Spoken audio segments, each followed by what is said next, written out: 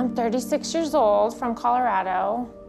My husband, Matt. I have 2 boys, 10 and 8-year-old, and I was diagnosed with HER2-positive breast cancer. So after feeling that mass in her breast, she was referred to our SCL Health Breast Center, and she underwent a biopsy, and that biopsy demonstrated an invasive ductal carcinoma that ultimately was a stage 2 breast cancer.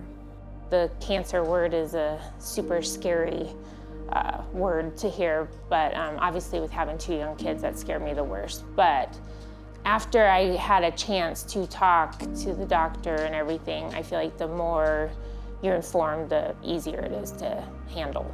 During the journey, she had an abnormal strain in her surveillance echocardiogram, which we were obtaining every few months. At that point, I promptly referred her to Dr. Husa to partner with her so that we could optimize Stephanie's long-term cardiac benefits. During that monitoring phase, while she was receiving the chemotherapy, unfortunately, she started showing signs on her heart ultrasound that her heart function was weakening.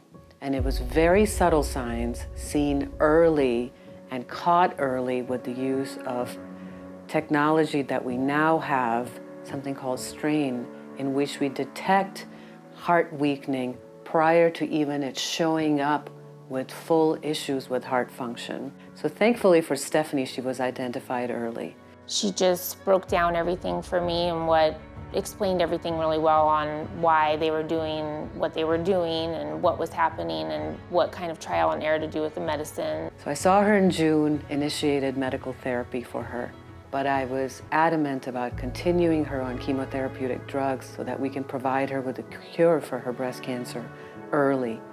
And I followed her very closely. Even on my follow-up in July, she already felt better.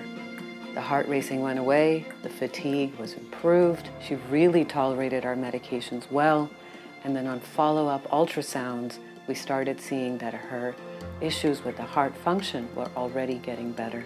She's talked to me not just about, my heart in general, but like activities that are good and what is healthy for me to keep doing and active, and even nutrition and everything like that. They've helped stay on track. Because she was on this preventative therapy, Stephanie was able to continue and complete her first complete cycle of chemotherapy. Okay, ready? Do it. Just dealing with these 2 women that it feels comforting. They seem like me, like normal, and not just a scary doctor that knows everything about you and your health. And, she calls to check on me, and I don't know, she's just almost feels more like talking to a friend, an old friend, instead of a doctor. Or it's not as nerve-wracking. And I get nervous talking with doctors, and if I don't understand something, then I think just the way that she explains things to me feels very comforting to me, and like she actually cares about my well-being.